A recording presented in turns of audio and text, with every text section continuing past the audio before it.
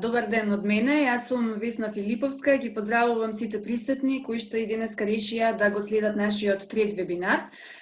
Денеска магистар Тања Станкова ќе биде вашиот презентер и таа ќе зборува за сексуалниот развој и сексуална едукација кај лицата со аутизам. Пред да и дадам простор на Тања со нејзината презентација, би сакала да дадам неколку кратки информации за неа како денешен ваш презентер. Магистар Тања Станкова е дипломиран дефектолог, работи како училишен дефектолог во основното училиште Ѓорче Петров во Скопје. Дипломските студии ги завршува во 2010 година на Институтот за специјална едукација и рехабилитација при Филозофскиот факултет, секако на Универзитетот Свети Кирил и Методи во Скопје. Магистерските студии ги започнува на Универзитетот во Осло, Норвешка, во рамки на програмата специјална едукација, а ги завршува истите на Институтот за специјална едукација и рехабилитација на Филозофскиот факултет. Во 2018 година со одбрана на нејзиниот магистарски труд Сексуална едукација на лица со аутистичен спектар на нарушувања, примена на техниката социјални приказни под менторство на професорот доктор Владимир Трајковски. Од 2011 година таа е член на Македонското научно здружение за аутизам МНЗ, автор е на 5 научни трудови, вработување на лицата со аутизам во Република Македонија во 2010 година, инклузија на ученици со посебни образовни потреби во редовните училишта во Република Македонија во 2012 година, стратегија за комуникација со лица со високофункционален аутизам и Аспергов синдром 2012 година, едукативен пристап за отстранување на несоодветно сексуално однесување кај лицата со интелектуална попреченост во 2014 година, примена на социјални приказни во сексуална едукација на ученици со развојни нарушувања и секако е обучувач на темата спречување на родово базирано насилство и дискриминација помеѓу лицата со попреченост од јавната установа Бања Банско од 2019 до 2020 година, како и обучувач во тековнава програма која што сега ја спроведуваме за социјални вештини и позитивно родителство за деца и семејства со аутизам, која што започна во 2019 година. Тања, пред да ти дадам говор тебе и твоите 60 минути од прилика, би сакала само уште еднаш да ги потсетам присутните, дека во текот, доколку имаат прашања при текот на оваа презентација, можат да поставуваат долу во question and answers. И секако јас сега ќе споделам една кратка анкета се со цел да видиме колку имаме присутни студенти, колку родители, колку професионалци. Дали ја гледате, само ако може потврда? Веќе го имате, супер.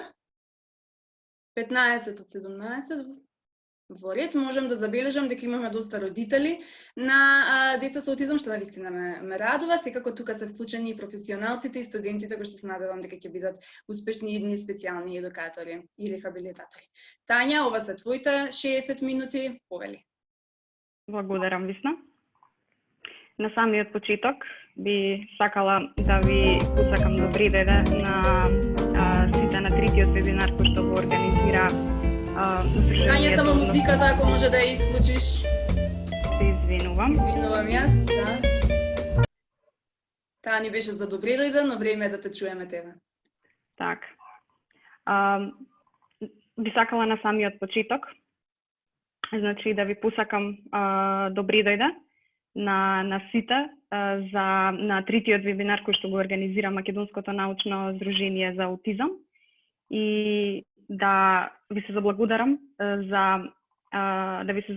за денешното присуство. Се надевам дека во следниот час ќе имаме можност да прво јас да споделам теоретски и практични искуства кои што ги стекнав во однос на сексуалната едукација во текот на изминатите 8 години, а на крајот на самиот вебинар се надевам дека ќе имаме можност да дискутираме за сите предизвици со кои што се соочувате на оваа тема како родители и како професионалци. Најголемиот дел од моето практично искуство е фокусирано на сексуална едукација на лица со аутистичен спектар на нарушувања и интелектуална попреченост. Во 2012 до 2015 година имав можност да работам во Здруженијето на граѓани Хера како едукатор, каде што во текот на тие 3 години имав можност да работам со повеќе од 100 лица со интелектуална попреченост при спроведување на сексуална едукација и токму таа пракса да ја продолжам понатаму и во училиштето, каде што денеска сум како вработена како училишен дефектолог во Основното училиште Ѓурче Петров во Скопје. Јас не би должела повеќе во однос на воведот, може да почнеме со самата презентација, односно со содржината. На самиот почеток многу е логично, бидејќи денеска ќе разговараме многу, ќе го спомнуваме многу зборот сексуалност и мислам дека е во ред и сосема логично да ја дефинираме сексуалноста со оглед на тоа дека многу пати ќе биде провлечена во текот на целата презентација. Сексуалноста представува централен и нераздвоен аспект од животот на човекот, кој вклучува пол, род, сексуална ориентација, задоволство, интимност и репродукција. Сексуалноста се искусува и доживува преку мислите, фантазиите, верувањата, однесувањето, желбите, како и вредностите и практикувањата и врските. Сексуалноста, иако ги вклучува сите овие димензии, тоа не значи дека во текот на животот личноста ќе ги искуси и ќе ги доживее сите од нив. Дали, например, некоја личност може да има сексуални мисли, фантазии, верувања, меѓутоа тоа не значи дека може да истите да ги практикува и да ги да прираснат во воспоставување на врска. Колку ќе можат да се искусат и доживеат овие димензии, всушност зависи од силното влијание фактички на биолошките, психолошките, социјалните, економските, политичките, културолошките, правните и религиозните верувања. Сексуалноста, многу е важно да разграничиме дека сексуалноста не е само фокусирана на тоа дали личноста има сексуален однос и со кого. Концептот на сексуалноста е многу поширок и ги вклучува фактички сексуалните чувства, мисли, привлечност, како и однесувањето кое што лицето го демонстрира кон другите луѓе. Самата привлечност, сексуалната привлечност, всушност може да биде од физичка природа, сексуална природа и од емотивна природа. Меѓутоа, сето тоа спаѓа во областа на сексуалноста. Питер Герард, докторот Питер Герард е всушност човек кој што работи повеќе професионалец, кој што работи во областа на едукација на лица со аутизам веќе повеќе од 35 години и е еден од најголемите поборници за спроведување на сексуална едукација со лица со аутистичен спектар на нарушувања.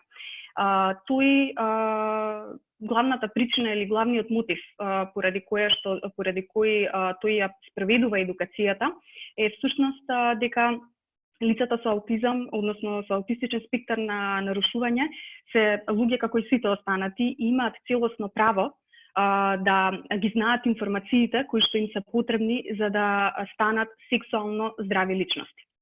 Тој вели дека едноставно сексуалноста е дел од човекот. Секој избегнување на дискусија за сексуалноста или недавање на соодветна насока на лицата со аутистичен спектар на нарушување представува негирање на човештвото, што е недозволиво. На самиот почеток кажавме дека сексуалноста представува централен и нераздвоен дел од личноста на секој човек. И затоа е многу важно да се почитуваат сексуалните права, кои што всушност не се посебно или нови доделени права, туку се всушност дел од основните човекови права. Тоа се правото на пристап до сервиси за сексуално и репродуктивно здравје, правото на пристап до сексуално образование, почитување на телесниот интегритет, бирање на собствен партнер, избор да се биде сексуално активен или не, да се воспостават сексуални врски врз основа на согласност исто така пристапување во брак, одлука дали, кога и колку ќе се има деца и да се води задоволителен и безбеден сексуален живот. Тоа се сексуалните права кои што се во рамките на основните човекови права дефинирани од страна на Светската здравствена организација. Следствено се поставува прашањето дали лицата со аутистичен спектар имаат сексуалност.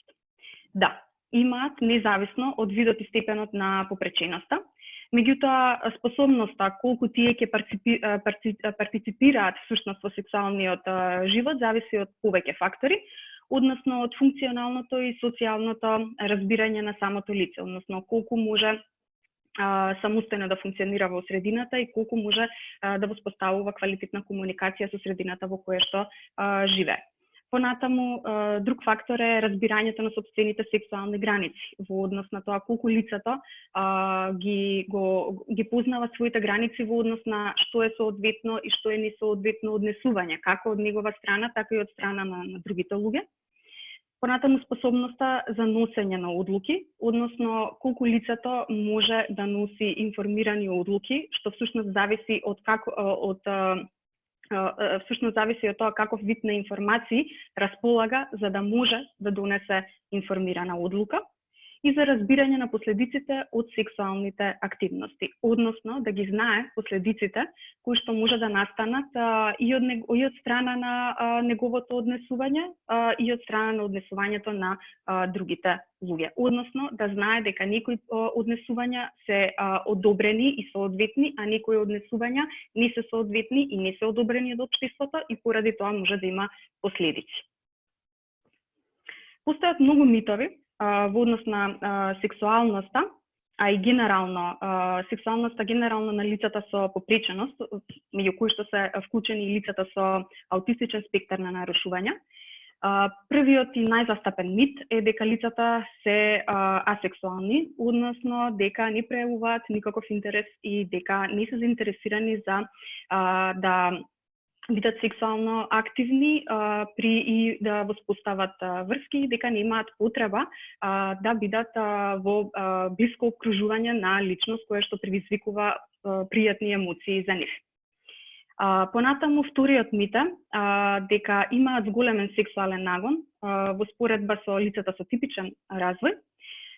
Исто така овој мит не е точен, бидејќи лицата со попреченост и лицата со аутистичен спектар на нарушувања немаат зголемен сексуален нагон, туку однесувањето кое што тие го пројавуваат често е етикетирано од страна на средината како зголемен сексуален нагон, доколку лицето не знае дека во приватен простор не е соодветно да се ги допира приватните делови или пак дека не е соодветно да ги допира приватните делови на друго лице, тоа веднаш се идентификува како зголемен сексуален нагон, меѓутоа всушност само станува збор за недостаток на информации кај лицето каде смее, а каде не смее да ги допира своите приватни делови и дали смее или не смее да ги допира приватните делови на другите луѓе. Зголемен сексуален нагон, значи може да има доколку настане дисбаланс на хормоните или пак доколку има психичка травма или сексуална злоупотреба, меѓутоа генерално општо, доколку физичката и психичката состојба е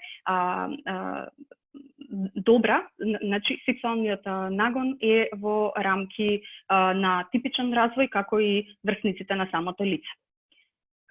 Трет мит е дека лицата со аутистичен спектар не се предмет на сексуална дискриминација и злоупотреба. Ова е тесно поврзано со првиот мит, дека се сметаат тие како асексуални и врз основа на тоа дека нема да бидат злоупотребени бидејќи не се сексуално активни. Првиот мит се побива веќе со дефиницијата на сексуалноста, односно дека представува централен и нераздвоен дел од личноста на секој човек.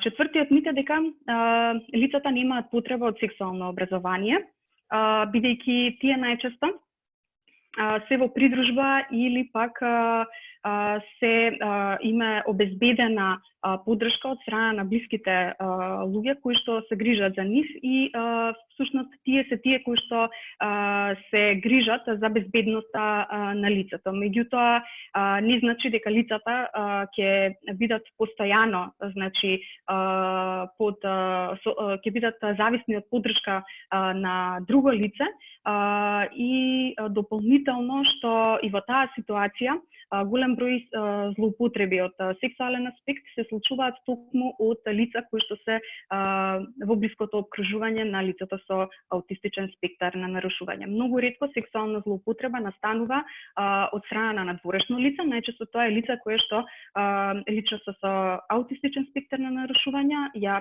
познава. Другиот мит е дека не можат самостојно да носат одлуки. исто така и ова не е точно, бидејќи лицата со аутизам може да носат одлуки доколку претходно им е дадена соодветна информација во однос на тоа што е дозволиво, а што не е дозволиво, односно како смее тој да се однесува и како другите луѓе смеат да се однесуваат кон него, и врз основа на тоа знаење лицето може да носи одлуки. И последниот мит е дека сексуалното образование ќе ги поттикне лицата да имаат сексуален однос. Без разлика дали се зборува за сексуално образование, односно конкретно во ситуацијава за сексуален однос или не, како нераздвоен дел од личноста на секој човек, потребата за сексуален однос порано или подоцна ќе се појави. Разликата е тоа што сексуалното образование може да обезбеди информации кои што ќе му помогнат на лицето да пристапи кон безбеден сексуален однос, без злоупотреба и дискриминација.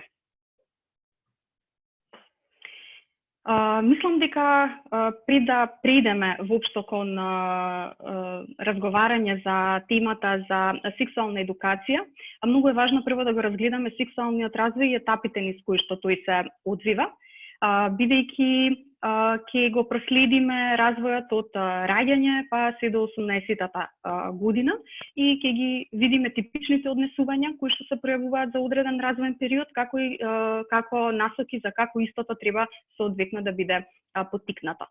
Овој сексуален развој, односно оваа листа на сексуален развој всушност е за типичен сексуален развој, ги представува фазите на типичен сексуален развој. Лицата со аутистичен спектар на нарушувања може да има отстапувања во однос на ова што денеска, во однос на сега што ќе го продискутираме, меѓутоа подоцна или порано истите активности односно однесување ќе се пројави и кај нив. Бидејќи познато е дека кај лицата со аутистичен спектар на нарушувања присутен е дисхармоничен развој, каде што физичкиот развој не секогаш е во иста линија со интелектуалниот развој, емоционалниот и социјалниот.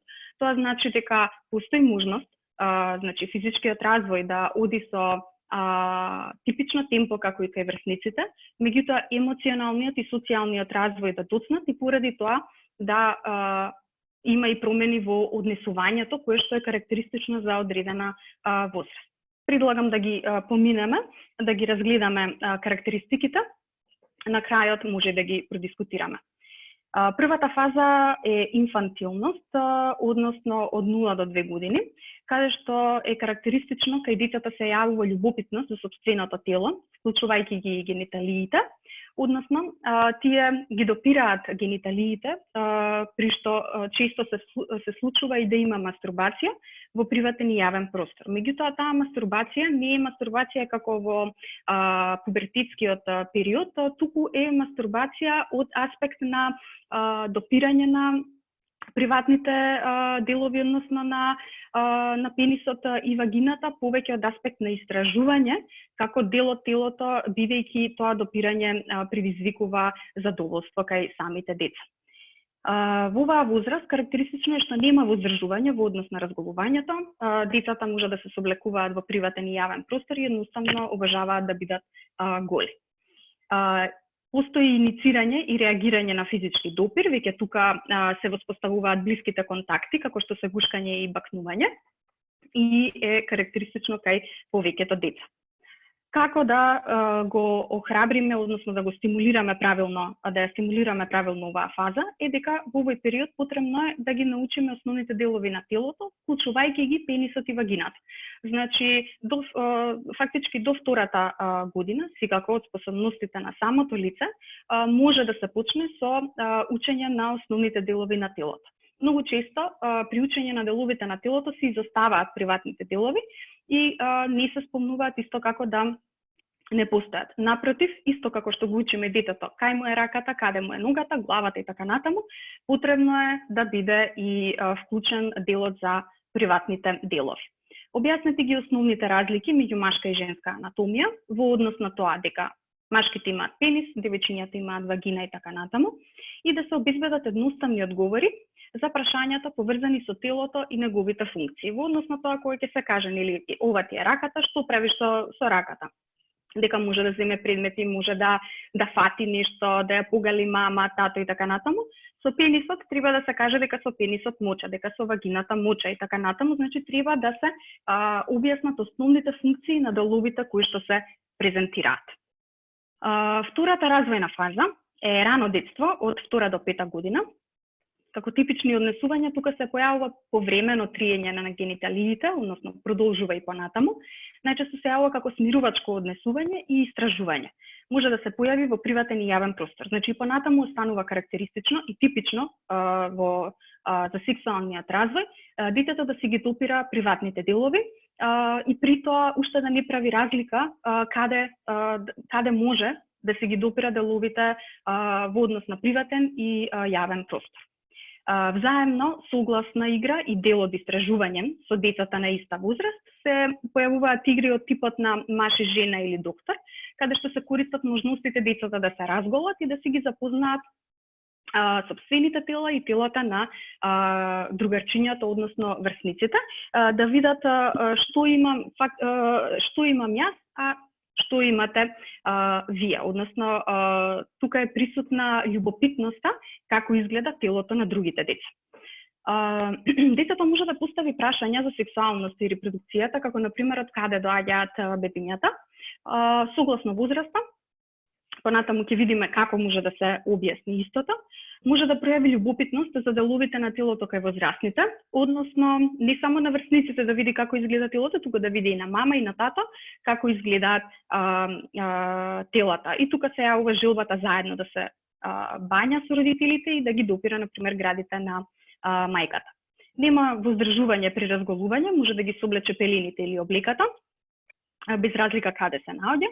Користи жаргони и шеги за деловите на телото и неговите функции, особено на гениталиите. Обично тука се јавува, веќе се создава, детето веќе спознава дека не е во ред да се употребуваат некои зборови, меѓу кои што се пенисот, курот, вагината и така натаму, и истите ги користи за да привлече внимание, затоа што знае дека истите се забранети и дека за некои тие зборови ќе бидат смешни.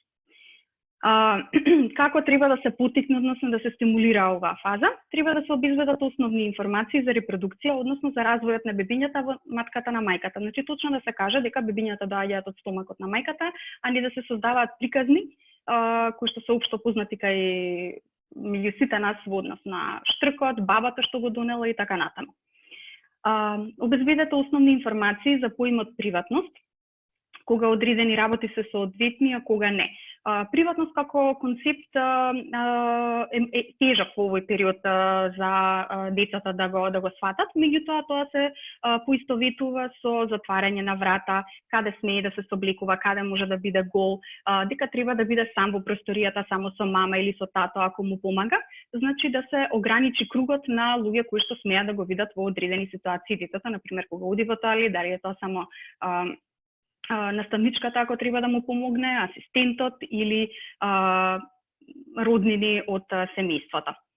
Објаснете ги разликите меѓу пријатен и непријатен допир. Значи веќе треба да се отпочне разлика, да се прави разлика што е пријатно, а што е непријатно.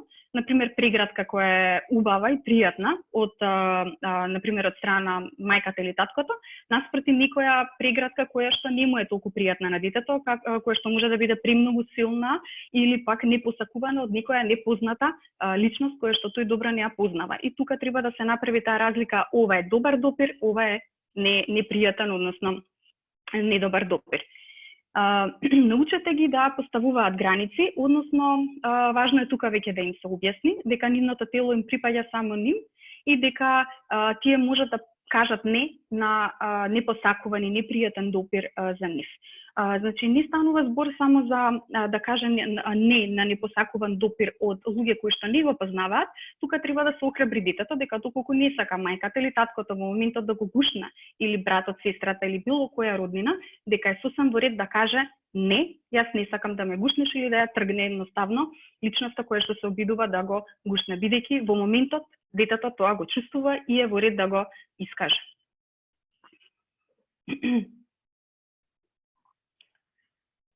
Во однос на третата фаза е средно детство, таа се одвива од 5 години до 8 години.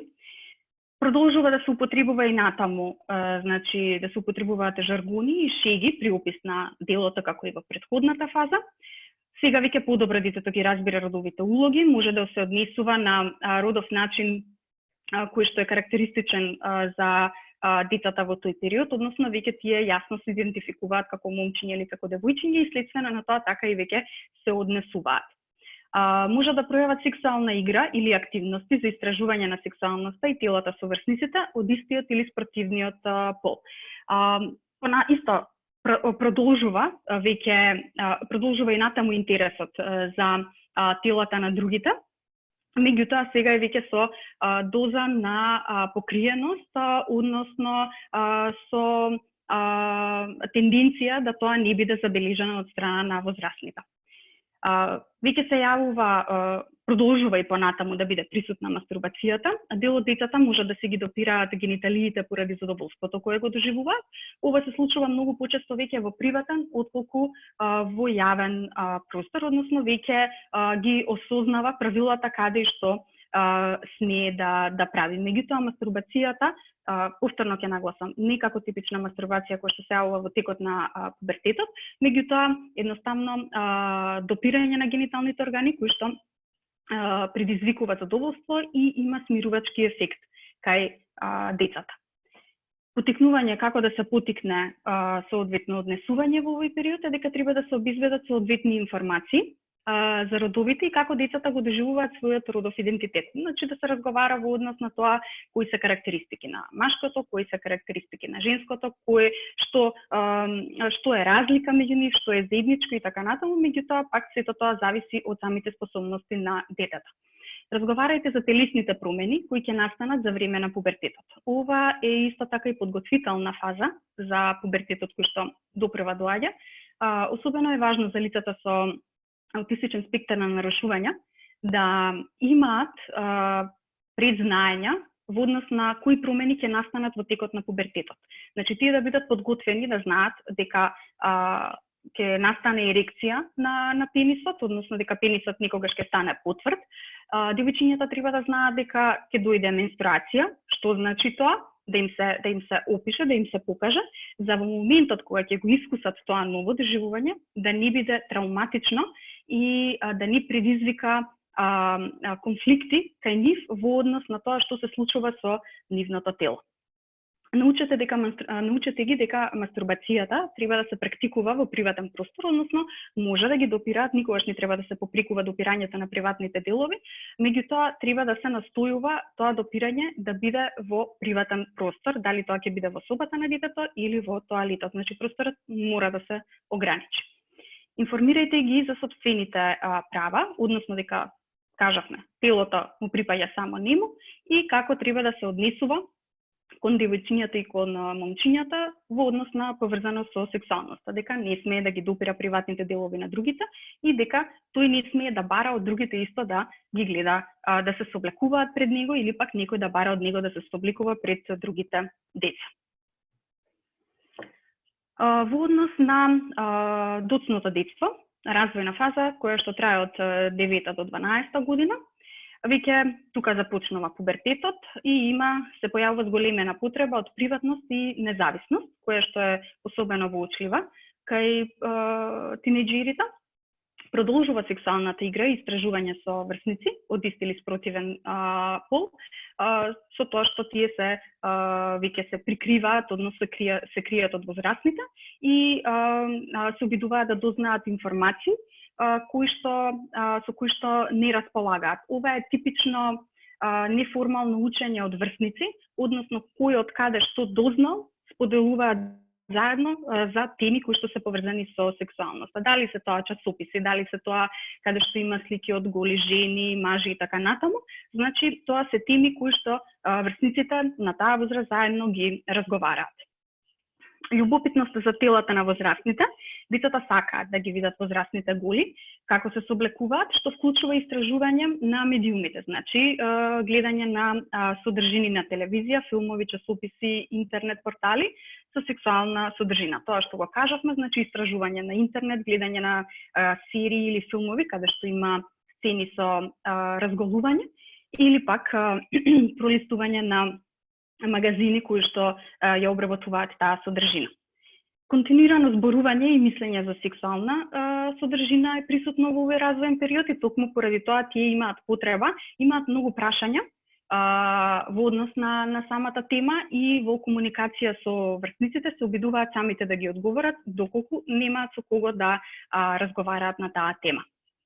Социјалните норми за мастурбација стануваат појасни и разбирливи и веќе мастурбацијата се практикува само во приватен простор. Тука веќе станува за збор за мастурбација која што е карактеристична кај момчињата во пубертетот, каде што се допираат и доаѓа до ејакулација, односно исфрлање и на сперма.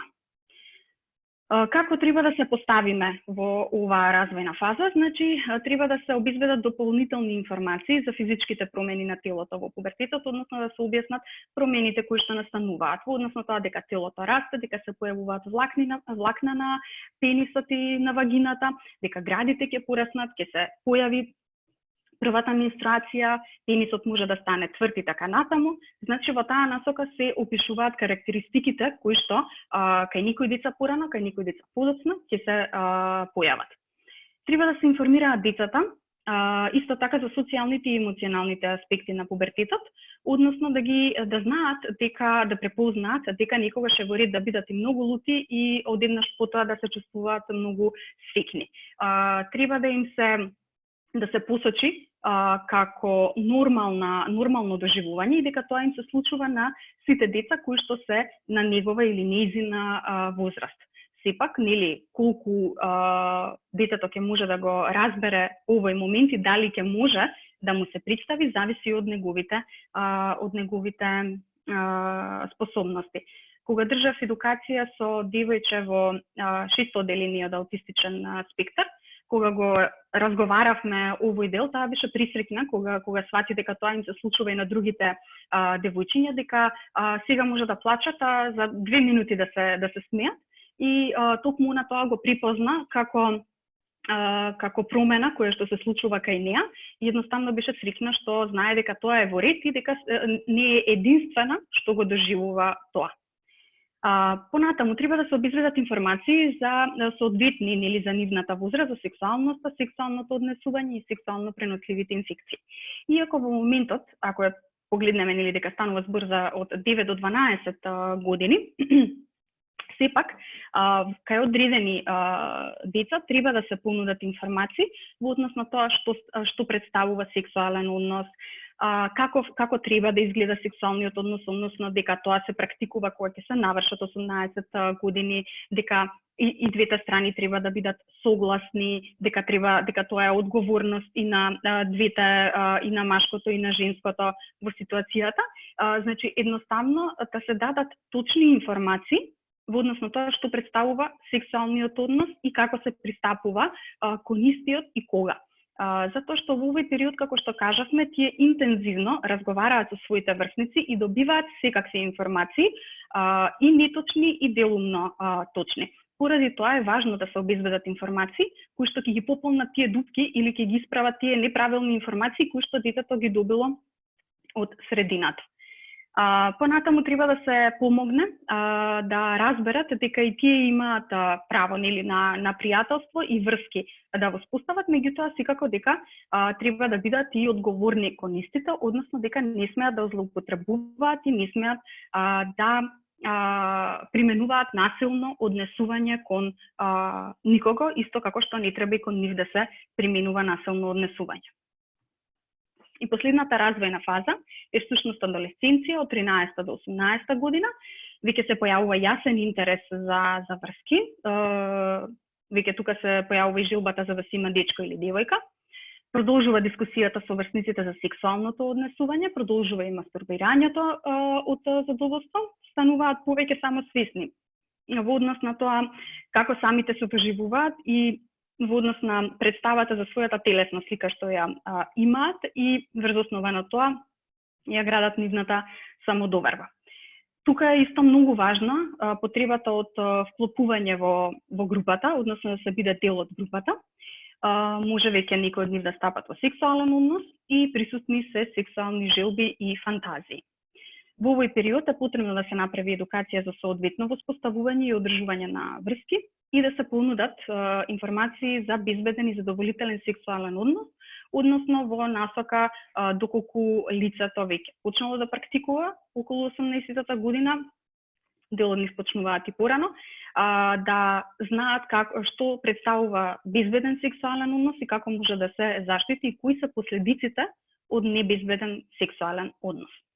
Јас тука предлагам да направиме пауза од 5 минути и да се вратиме назад со другиот дел од предавањето, кое што ќе опфати повеќе практични насоки за спроведување на сексуална едукација.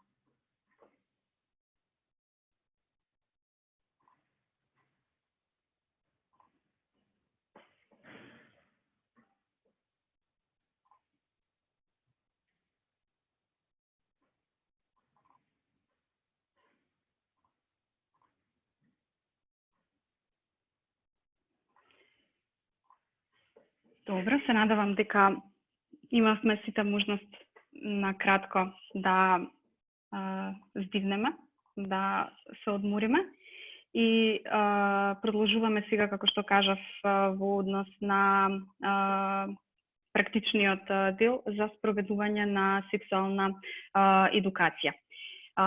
На почетокот би сакала да дефинираме,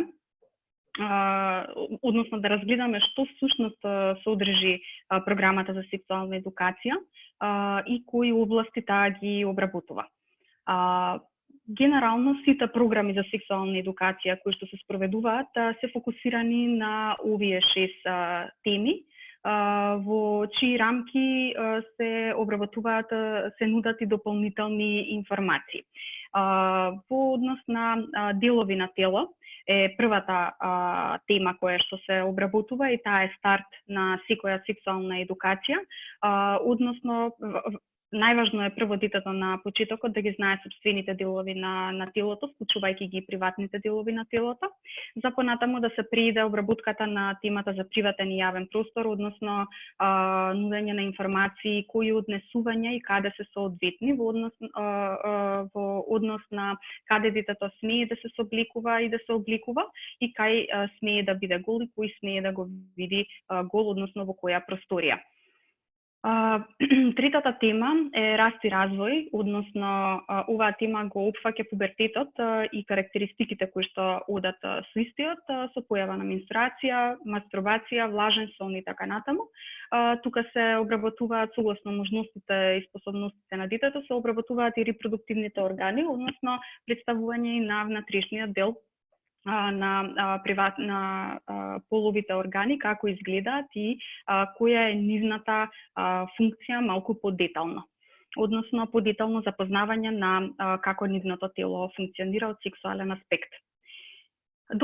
Понатаму се продолжува со четвртата тема, која што се видови на допири и опфаќа информации за пријатен и непријатен допир и знаењата, односно информациите за како се одвикна да се даде согласност за одреден допир.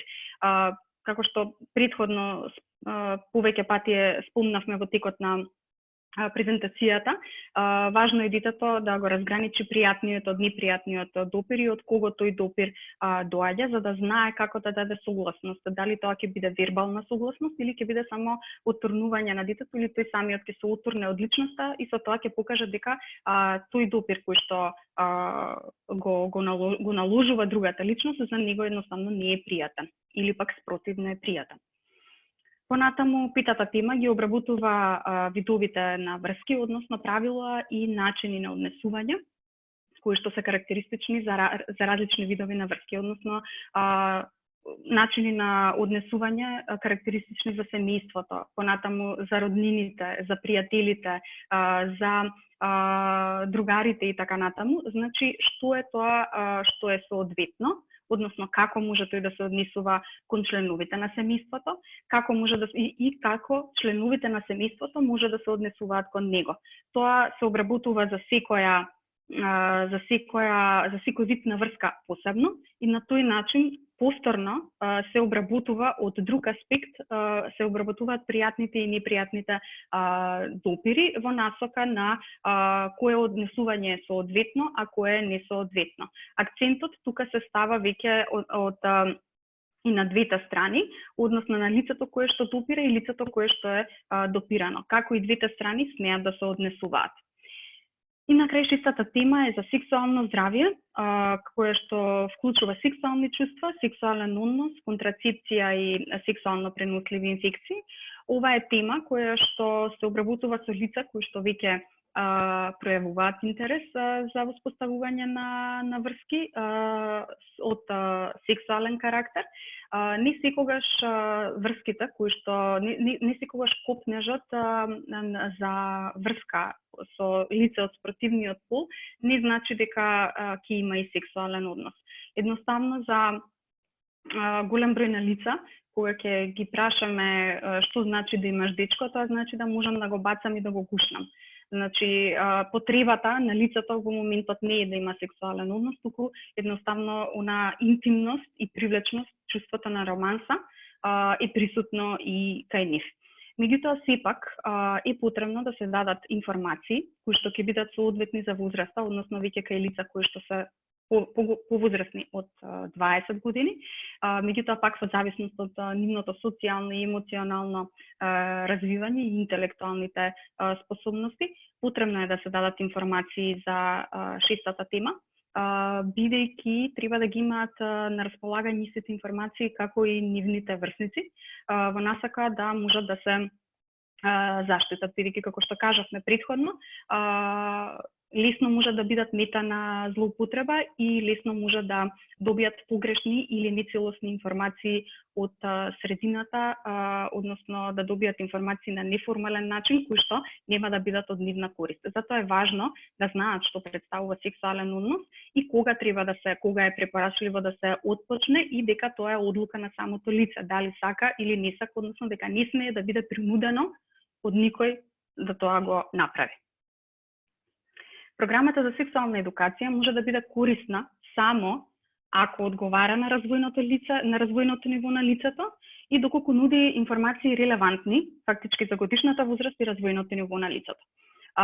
Доколку детето е 8 години, значи тука веќе нема да се оди на представување на видови на врски за дечко и девојка, ќе се почне од видови на врски за семејството, пријателите, какво однесување соодветно со роднините, како може да се однесува, периодот на пубертетот веќе може да почне да се обработува деловите на телото, приватен и јавен простор.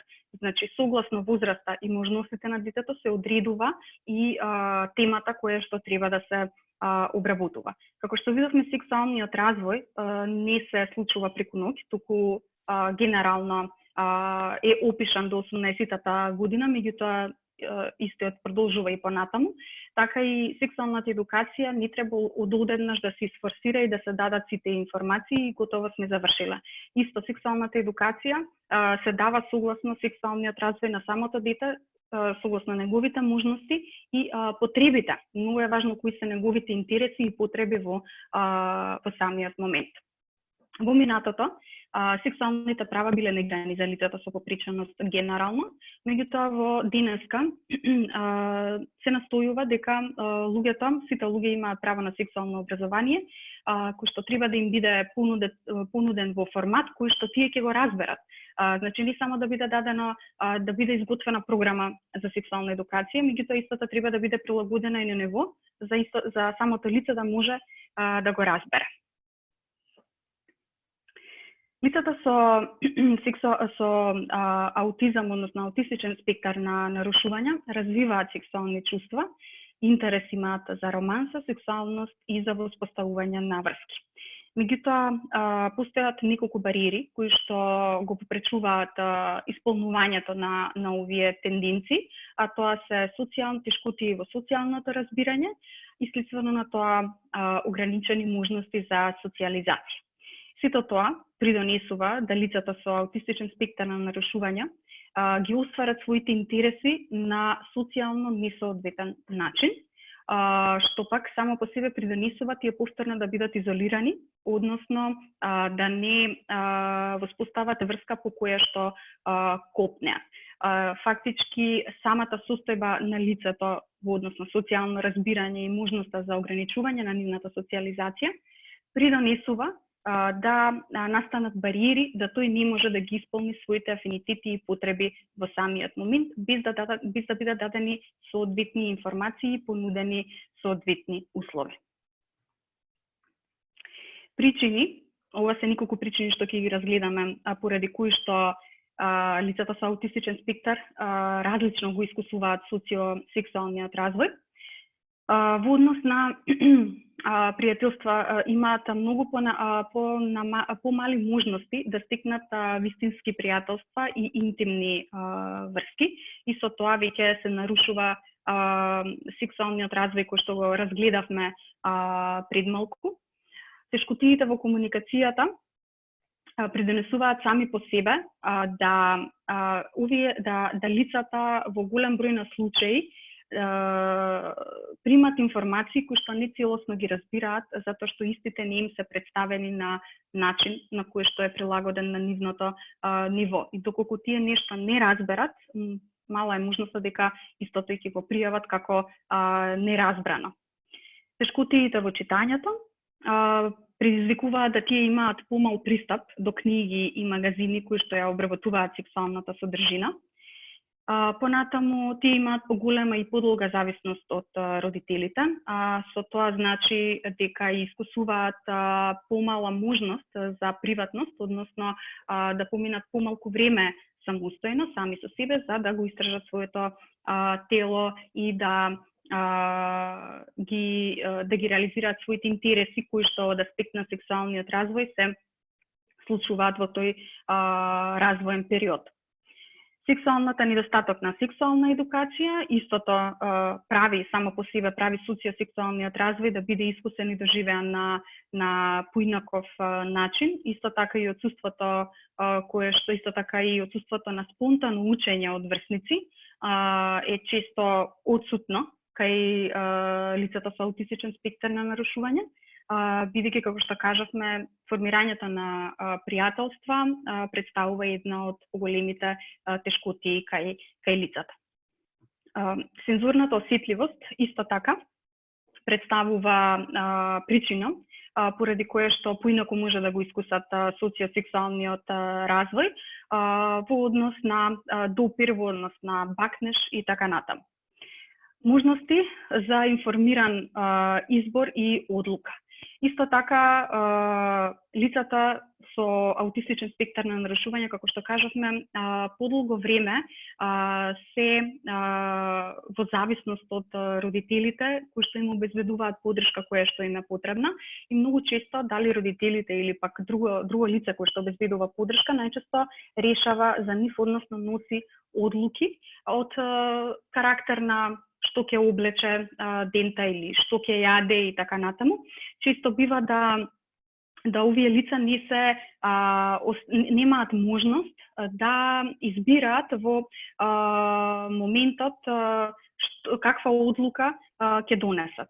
И затоа е многу важно уште од мала возраст да им се нудат можности за избор на лицата од било каков аспект, значи макар да е тоа каде сака да оди да шета или секако од опции кои што вие ќе ги понудите или што сакате денеска да купите во продавница и така натаму. Меѓутоа мора да се мотивира и да се стимулира неговата способност за одбирање, дека да знае дека тој може да одлучи, да каже да, јас го сакам ова или јас не го сакам тоа. И покрај различните начини на учење што се присутни кај лицата со аутистичен спектар и покрај големената можност за социјална изолација и појава на ментални нарушувања, како и побрзото физичко созревање во однос на социјалното и емоционалното, сепак средината очекува дека лицата треба да носат комплексни одлуки во однос на нивната сексуалност и врски. И доколку не е тој случајот, веднаш тоа однесување се етикетира како што видовме претходно во митовите, како големен сексуален однос, големен сексуален нагон и така натаму. И сето тоа средината го очекува, овие лица да го постигнат, односно да носат вакви одлуки, без претходно да им бидат обезбедени соодветни информации. Затоа од големо значење е да се направи индивидуален план за спроведување на сексуална едукација, кој што ќе одговара на развојното ниво и интересите на лицата во моментот. Има неколку причини зашто се избегнува сексуалната едукација и зашто не е толку популаризирана како меѓу родителите, така и меѓу професионалците. Страв дека разговорите за секс ќе потекнат желбата за експериментирање. Ова исто како кај митовите, објаснивме дека во самата дефиниција на сексуалноста, која што е дел од секое човечко битие, дека тоа лице кога тогаш ќе почне да експериментира. Меѓутоа, самата сексуална едукација ќе понуди информации кои што ќе понуди точни информации кога и од кои причини е потребно одредено однесување детето да го пројави или не треба да го пројави. Родителите и професионалците не можат да одговорат на прашањето соодветно. Ова се чувствуваат како да не можат да одговорат соодветно и ова е многу често и треба да се работи на ова поле. Бидејќи родителите се примарни едукатори на своите деца, тие се првите кои што ги учат навиките за самогрижа и основното правилно однесување кај децата и затоа родителите треба да отпочнат, меѓутоа никако не треба да бидат оставени сами на себе, тука поддршка треба да пружат и професионалците, односно да работат паралелно и родителите и професионалците се во насока да биде обезбедена соодветна поддршка на детето во моментите кога му е потребно. Табуто во однос на сексуалната едукација е присутна и кај општата популација. Еве знаеме дека уште немаме воведена сексуална едукација во редовните училишта и информациите со кои што располагаат и децата со типичен развој се навистина делумни или пак целосно неточни. И од тој аспект пак табуто за спроведување на сексуална едукација кај лица со аутистичен спектар на нарушување е уште поголем. И токму поради тоа се избегнува истата. Понатаму страв дека лицата со аутистичен спектар на нарушување може да бидат мета на сексуална злоупотреба или експлоатација. Напротив, сексуалната едукација може да придонесе лицето да биде информирано за што представува сексуална злоупотреба, што всушност пак не навраќа на пријатни и непријатни допири, односно кој смее да го допира, а кој не, и во ситуации доколку тоа се случи, како треба да реагира и на кого треба да каже.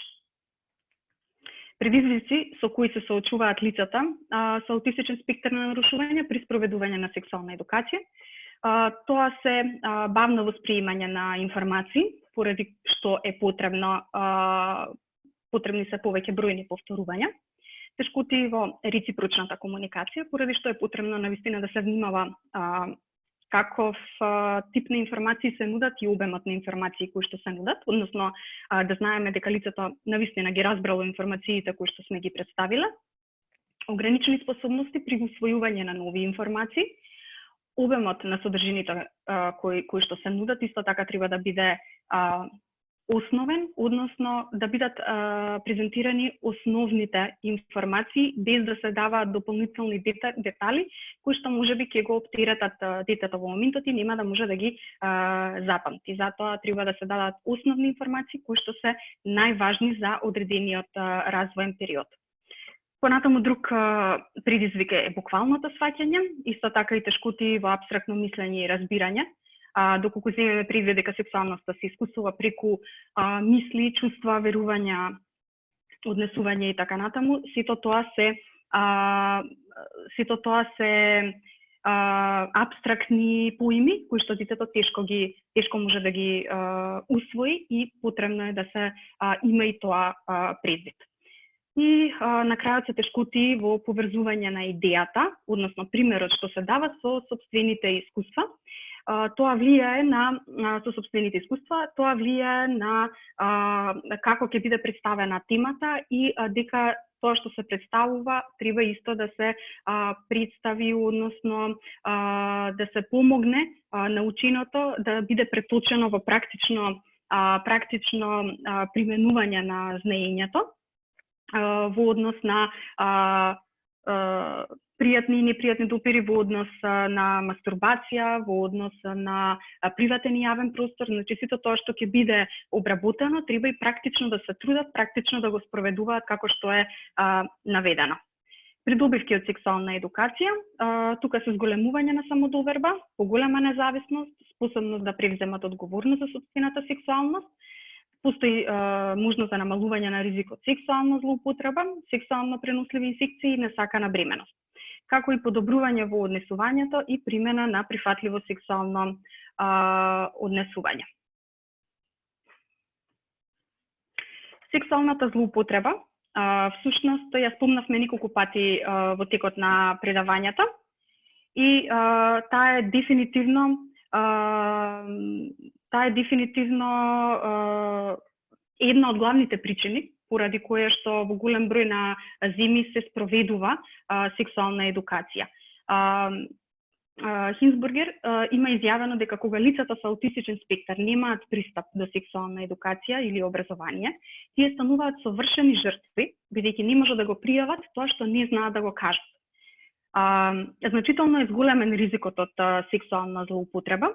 Во истражување кое што го прават во 2000-та година се открива истражување на 50.000 лица со попреченост, меѓу кои што се вклучени и лицата со аутистичен спектар, откриваат дека стапката на злоупотреба, односно сексуална злоупотреба, е 3,5 пати поголема кај лицата со попреченост отколку кај лицата со типичен развој.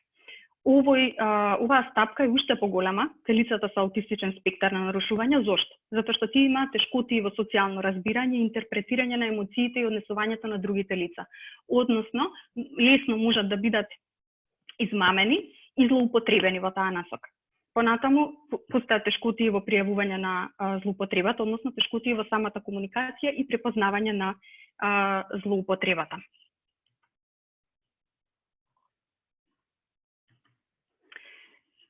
Понатаму, жилбата за прифаќање од страна на врсниците е исто така причина поради која што стапката на злоупотреба кај овие лица е поголема, бидејќи тие имаат голема жилба да припаѓаат на групата и се подготвени во одредени моменти да направат се само да бидат вклучени во активностите на групата и тука најчесто може да дојде до злоупотреба. Прекомерна заштита при носење на одлуки, тоа што го разговаравме претходно, дека најчесто за нив се одлучува без да се даде можност на лицето само да одлучи. Понатаму отсуство на сексуална едукација, односно ненудење, односно неможност да се понудат информации кои што ќе ја превенираат истата. И покрај тоа што сексуалната злоупотреба е многу важно да се има предвид, сепак преголем фокус на превенција од злоупотреба може да придонесе сексуалните права на лицата со аутистичен спектар на нарушувања да бидат ограничени само на основа на заштита, без да ги земат предвид сексуалните потреби на кои што овие лица ја имаат. Ова се препораките, односно практични препораки како за правилно да се спроведе сексуална едукација на лица со аутистичен спектар на нарушувања.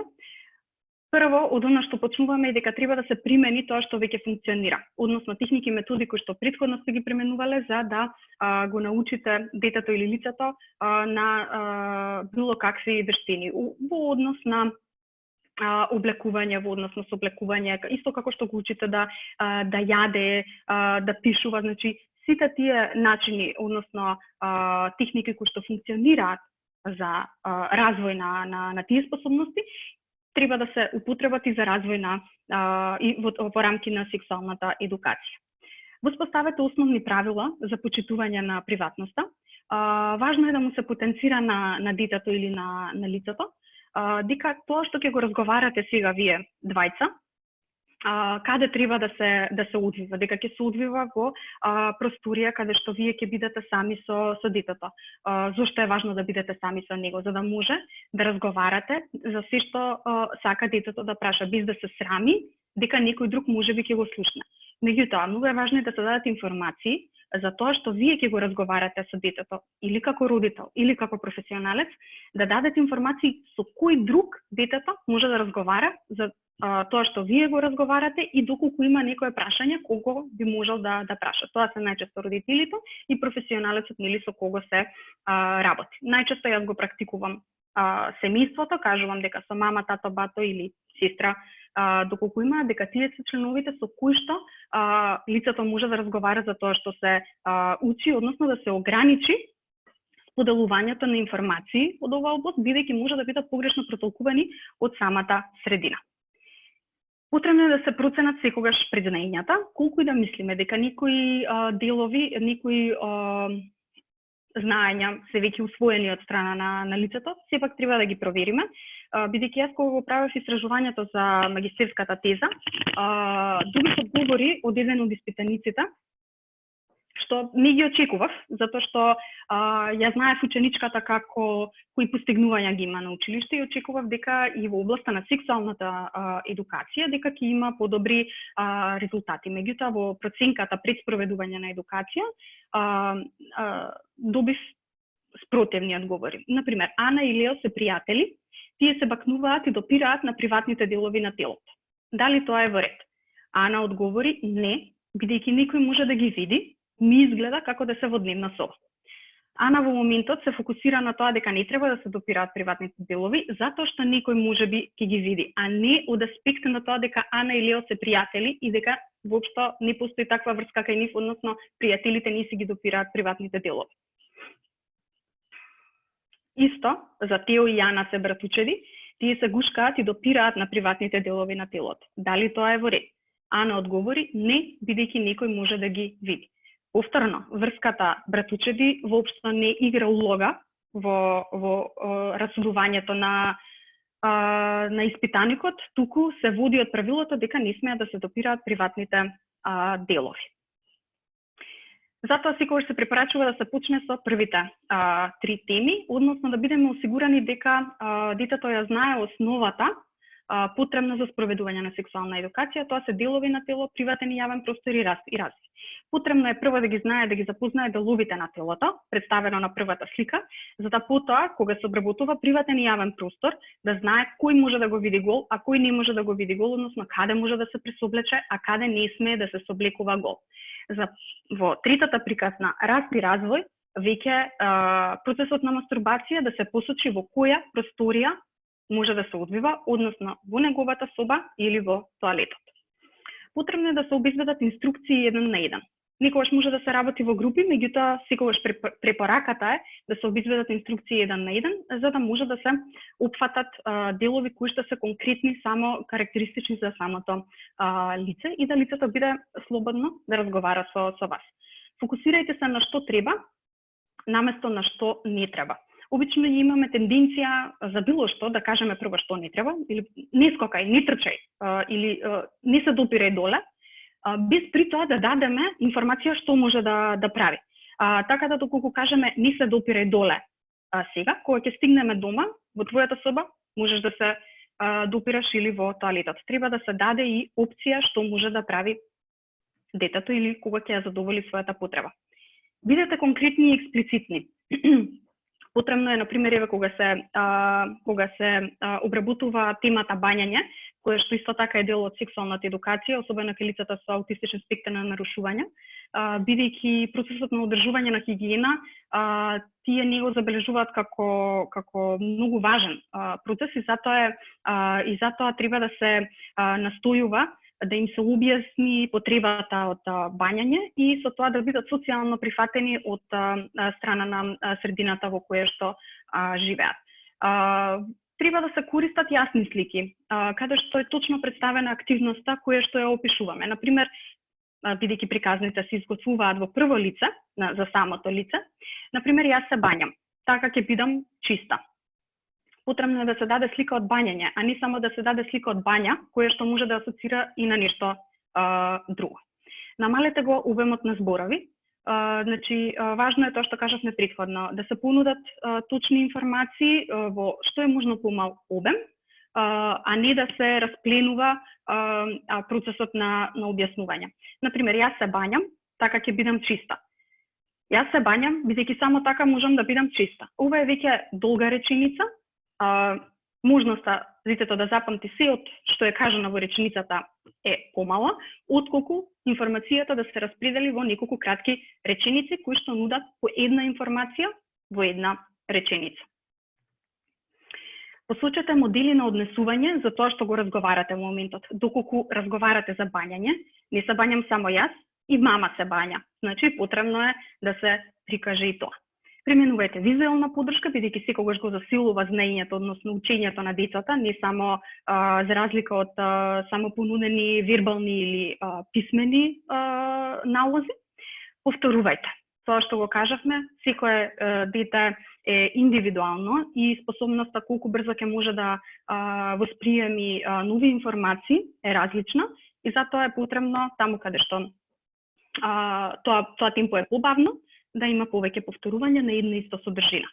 Применете игра на улоги. Играта на улоги е многу корисна за запознавање на темите како што се приватен и јавен простор, во однос на облекување, сооблекување, во однос на пријатен и непријатен допир, каде што може да ги симулирате што е пријатен, па да го гушнете нежно, па непријатен допир да го бутнете или силно да го гушнете, значи да ви ја препознае лицевата експресија, телото, како неговото тело реагира, дека тој ќе направи неколку чекори назад кога не сака некој да го бакне или да го гушне.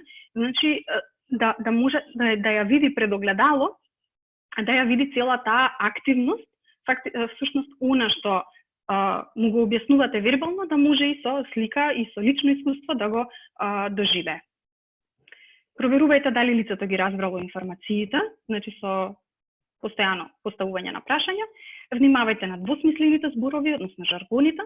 Применете формат на правила во тие ситуации каде што нели е возможно. Например, вагината може да ти ја видат само мама и тато.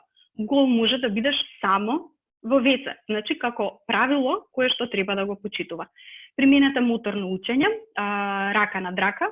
Значи тоа се значи се што можете да му помогнете моторното учење да го научи како се одвива и при бањање и при сооблекување, облекување и така натаму. Значи ќе биде од корист за детето. Применете фотографии од блиското опкружување, односно од местата и луѓето со кои што детето најмногу комуницира. Самите фотографии, кои што се од неговото лично опкружување, ќе придонесат тој полесно да се поистовети со тоа што се зборува, со тоа што ќе се препознае својата соба, ќе ги препознае луѓето кои што тој ги познава, роднини, пријатели и така натаму, и полесно ќе може да го поврзе однесувањето со лицата или за местата за кои што се зборува. Покрај соодветна терминологија, кога ги учите терминологијата на деловите на телото, набрати ги жаргоните.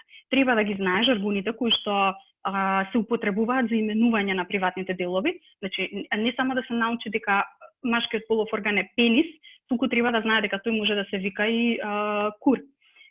Или друго име, доколку употребуваат во различни региони на Македонија. Понатаму треба да се применат слики од весници и магазини, кои што може да ги употребите во насока на припознавање на фацијалната експресија, односно емоциите на ликовите на другите луѓе. Значи, на една слика едноставно да разговарате дали е пријатно на девојката како ја гушнал дечкото, или дали она се чувствува убаво, дали она сака да го гушне. Значи, во таа насока да се разговара и како телото е поставено и како лицето изгледа, за да може да препознае дали е тоа пријатен или непријатен допир, што секако ќе му помогне кога тој ќе се обиде да гушне некој, дали е тоа пријатен допир или непријатен допир за лицето кое што го гушка. Применувајте приказни изготвени за лицето. Сега за кратко ќе погледнеме во продолжение приказна изготвена за лице за сексуална едукација. Индивидуализирајте, употребувајте се она што на детето му е од интерес и во моментот може да го мотивирате со тоа. Во насока може да биде, значи, дали доколку тој сака да се вози со автобуси или со кола. Значи, тука може да се поистоветува тоа со јавен простор, дека на тоа место тој не може да се сооблекува, дека на базен кога ќе отиде може да се соблече во сооблекувална ако никој не го види. Значи, се она што во моментот детето го прави или е активирано, потребно да се спомне за да може полесно да ги поврзе примерите со неговото практично искуство. И активностите пред огледало што веќе ги спомнавме, особено при запознавање на делови на тело. Значи, не само на слика да се покажа, практично и на самото огледало, детето да си ги види деловите на телото, за да знае точно како неговото тело изгледа. На крај, доколку вие не ги обезбедите тие точни, конкретни и експлицитни информации, најверојатно и никој друг нема. Ова е приказната, изготвена за приватни делови на тело, меѓутоа дефинирана за лица со понизок степен на интелектуална способност, каде што приватните како приватни не се спомнуваат, туку делови на телото кои што само тој или друг може или само тој може да ги види и допре. На телото имам делови кои само јас можам да ги видам и допрам.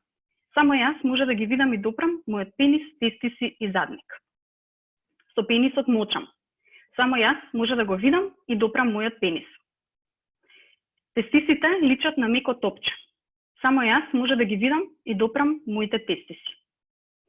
Само јас може да го видам и допрам мојот задник.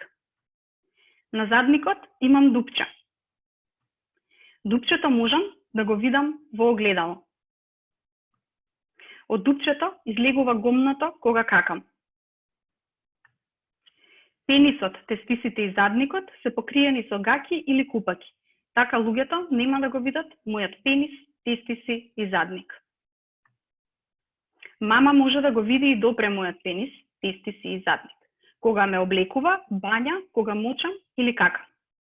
Тато може да го види и допре мојот пенис, тестиси и задник, кога ме облекува, бања, кога мочам или какам. Тетката што ме чува може да го види и допре мојот пенис, тестиси и задник, кога ме облекува или кога мочам и какам. Докторот може да ги види и допре мојот пенис, тестиси и задник, кога ме прегледува или кога сум болен. Докторката може да го види и допре мојот пенис, тестиси и задник, кога ме прегледува или кога сум болен. На крај, за окружување на сите информации, мојот пенис, тестиси и задник може да го видат мама, тато, тетката што ме чува и докторот или докторката и истите се представени визуелно. Јас се извинувам што го прекорачив терминот. Тука завршувам. Ќе го придадам понатамушниот дел од вебинарот на Весна и секако тука сме на располагање за прашања доколку има од ваша страна. Така, Тања, ти благодарам за оваа презентација. Се надевам дека им беше корисна и со информациите на сите оние кои што присуствува. Јас гледам дека во моментов нема прашања, затоа ве охрабрувам сите вие кои што можеби сакате да знаете нешто повеќе, може да ја прашате Тања во наредните 5 до 10 минути. За тоа време јас ќе ве потсетам и воедно поканам за следниот четврток во 12 часот, тоа е на 28 мај, ќе биде презентиран четвртиот вебинар од оние 9 предвидени вебинари од рамките на програмата за социјални вештини и позитивно родителство за лицата со аутизам и нивните семејства. Вебинарот ќе биде на тема исхрана и проблеми со исхрана и спиење кај лицата со аутизам. Презентер ќе биде професор доктор Владимир Трајковски, така што ве поканувам да го следите и тој вебинар. Се надам дека ќе ви биде навистина корисен и поучен. Воедно ги потсетувам сите кои што се присутни да не забораваат да ја пополнат евалуацијата на крајот од овој вебинар, бидејќи нам ни е доста корисен за тоа што можеме во наредните вебинари да поправиме, можеби да додадеме како информации и слично. До мене прашање не стигна, не знам дали Тања кај тебе нешто има? Јас не гледам. Кога е најдобро време да се започне со едукација за пубертет, сексуалност и врски? Прашање од родител. Во однос на сексуалната едукација, како што кажавме, зависи од самиот развоен период каде што се наоѓа детето. Меѓутоа, особено потенцирав дека е важно периодот за пубертет да почне да се обработува веќе пред да отпочне пубертетот. Доколку земеме дека просечно пубертетот почнува кај момчињата околу 10 или 11 година, веќе околу 8 или 9 година е време да се подготви, да почне да се подготвува детето за промените кои што ќе настанат кај него и да се посочат истите, дека ќе порасне поголем, дека ќе му пораснат влакна, дека пенисот никогаш ќе му стане тврд и така натаму, меѓутоа дека тоа ќе се случува кај сите негови другарчиња во тој одреден период. Значи, едноставно да се подготви или доколку е женско, многу е важно да се подготви за менструацијата, бидејќи тоа може да представува мушне често голема травма за нив, кога едноставно ќе видат дека од нивното тело излегува крв, без претходно да бидат информирани што тоа значи. Дури се препорачува да се отпочне кај девојчињата со вежбање на поставување на хигиенска влошка пред да почне менструацијата и за да девојчето полека се навикнува на чувството, односно сензацијата што влошката ја дава кога се носи, што знаеме дека често може да биде предизвик кај девојчињата со аутистичен спектар на нарушување, доколку има одредена сензорна осетливост. Така да во однос на пубертетот потребно е да се потпочне 1 до 2 години пред започнување на пубертетот, за да може што е можно по природно да ги прифати промените на сопственото тело. Во однос на врски, и за врските исто така може да се отпочне во тој период, односно тоа што кажавме, кој однесување со кого може да го практикува, како може да се однесува кон родители, кон брат и сестра, кон роднини, пријатели, непознати лица, како со нив треба да се однесува.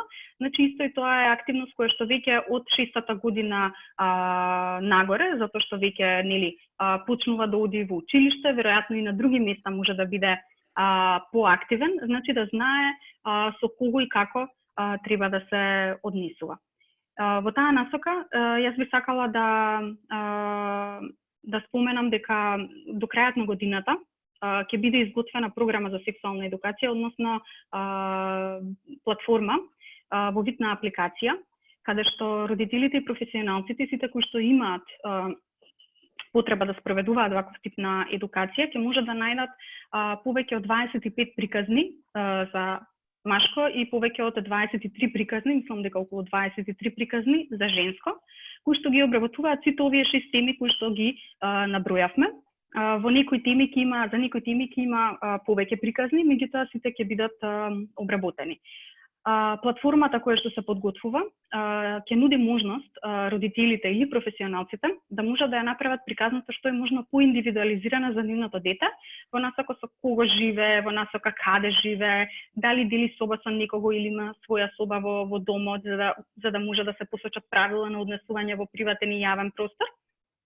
И јас искрено се надевам дека тие приказни ќе бидат од голема корист, бидејќи, како што ја погледнавме приказната за приватни делови на телото, нуди доста висока визуелна поддршка во црно-бела верзија, која што е најдобра опција генерално за лицата со аутистичен спектар на нарушување, бидејќи не одвлекува внимание за разлика кога е со разни бои или анимации.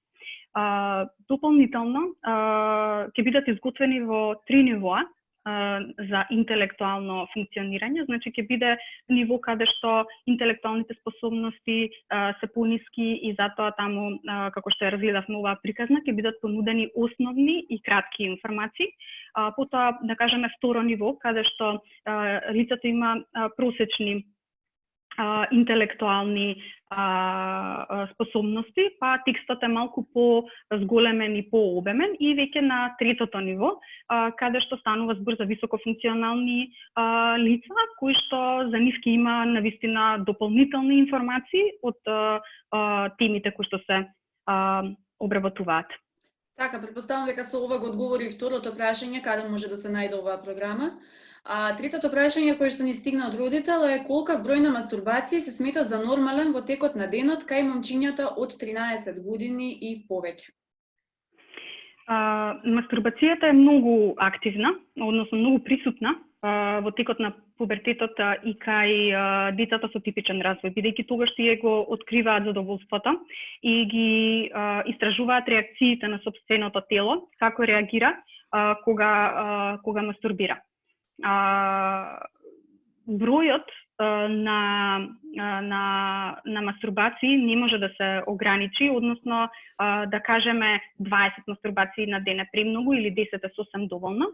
Во пубертетот ќе бидат многу интензивни, да кажеме и 10 и 12 пати можеби лицето би сакало да мастурбира. И е сосем нормално и типично. Меѓутоа, како премногу или преголем број на мастурбации се рачунаат доколку целиот интерес на детето е насочено кон таа активност и тој интерес фактички го спречува да ги извршува другите активности во текот на денот. Доколку само се фокусира на тоа, не сака, нема интерес да прави ништо друго, тогаш веќе тоа е прекумерна преголем интерес или прекомерна мастурбација.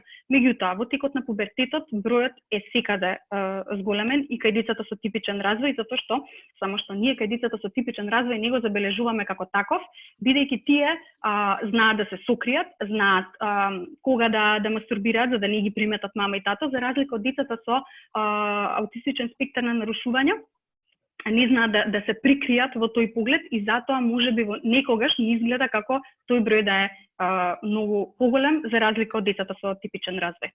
Така, уште едно прашање стигна сега. Дали можам да добијам дополнителна индивидуална консултација во однос на однесувањето и мастурбација за моето дете со аутизам, се работи за девојче кој што е на возраст од 11 години? Да, нема проблем, јас ви стојам на располагање. Јас би предложила да испратат мејл на секретари maimунче@mssa.org.mk каде што ќе се пријават или ќе побараат контакт од тебе, па јас потоа ќе ве поврзам за доколку нели имаш дополнителни информации за родителот, така би било најдобро. Друго прашање за сега нема. Јас тука ќе кажам благодарам Тања прво на тебе, благодарам на сите учесници кои што се пријавија на овој трет вебинар. Воедно сакам да спомнам дека утре всушност нашето здружение, Македонското научно здружение за аутизам, го слави својот 20-ти роден ден.